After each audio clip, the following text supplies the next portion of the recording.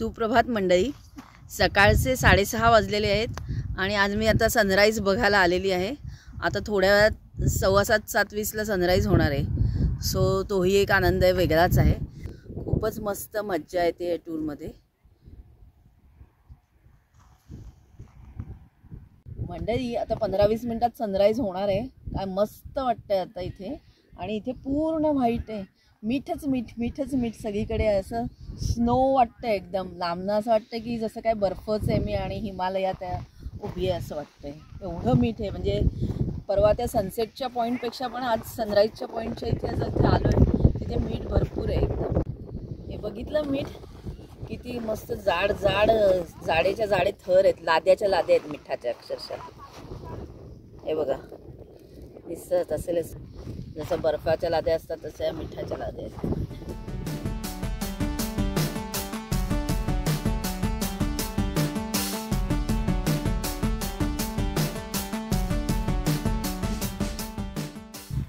मंडळी, ज्या मॅजिकल क्षणांची आम्ही वाट बघत होतो तो सनराईज तर झालाय आता। खूपच मस्त आहे हा, वन ऑफ द बेस्ट वाटला आत्तापर्यंत बघितलेल्यापैकी। कन्याकुमारीचा पण सुंदरच होता सनराईज आणि सनसेट, त्याचप्रमाणे आत्ता रन ऑफ कच्छचा पण सुंदरच होता सनराईज आणि सनसेट दोन्ही। खूपच मॅजिकल आणि मस्तच वाटलं। आणि आता परत सूर्य ढगात गेलाय आणि आता मध्ये बघा, इकडून बघा शलाका दिसतात त्याच्या बाहेर, असं किरण बाहेर आले एकदम मस्त वाटतंय। ढगाच्या मधनं तो उजेड येतोय ना, इतकं छान वाटतंय ना फिलिंग। तरी अजून सूर्य बाहेर आला ना तर अजून हे मीठ पण आय थिंक चमकेल, असं मस्त गोल्डन जगमग होईल, असं छान वाटेल एकदम।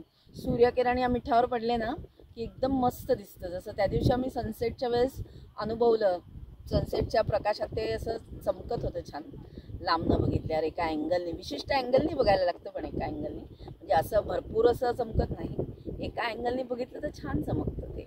आणि तसंच आत्ता आपण जरा ढग बाजूला झाला तर मस्त ऊन आलं की हे सगळं चमकणार आहे छानपैकी। खूपच छान मॅजिकल।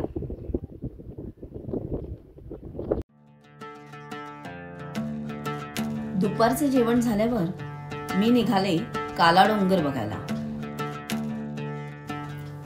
काला डोंगरला जाता जाता वाटेत एक स्टॉप घेतात गांधीनुग्राम गावात।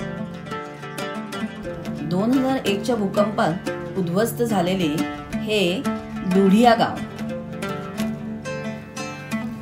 अनेक स्वयंसेवी संस्था व गुजरात सरकारच्या मदतीतून याचा पुनर्विकास करण्यात आला।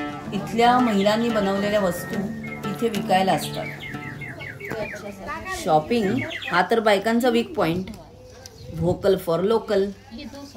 थोडंसं शॉपिंग करून मग मी निघाले काला डोंगर बघायला। थोड्याच वेळात मी पोचले काला डोंगर इथे।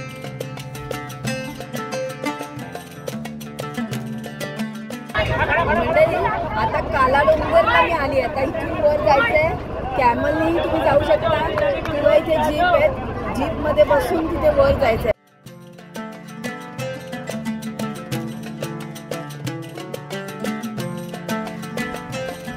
जीप किंवा उंटाने आपण दत्ताच्या देवळापाशी उतरतो।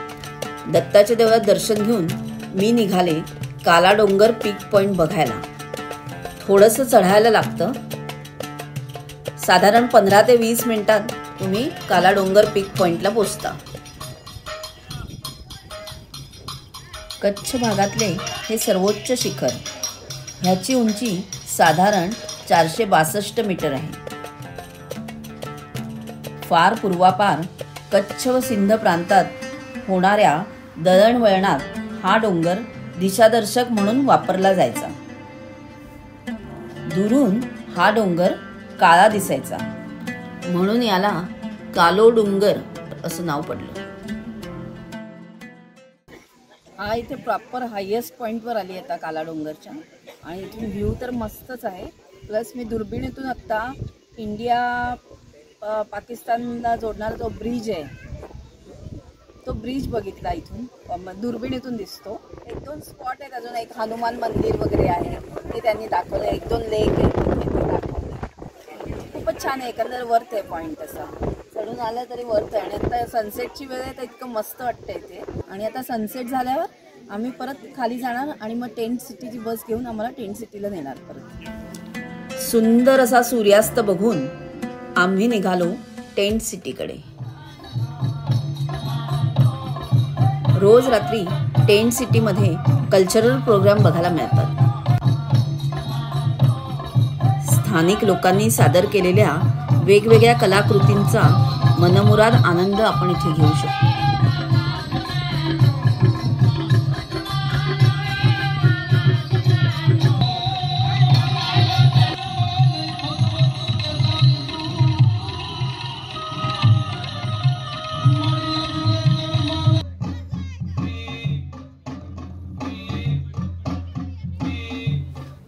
तर मंडळी, हा भाग कसा वाटला? आवडला तर नक्की लाईक अँड कमेंट करा. पुढच्या भागात बघूया स्मृतिवन अर्थक्वेक मेमोरियल आणि हम दिल दे चुके सनमचं शूटिंग झालेला विजय विलास पॅलेस.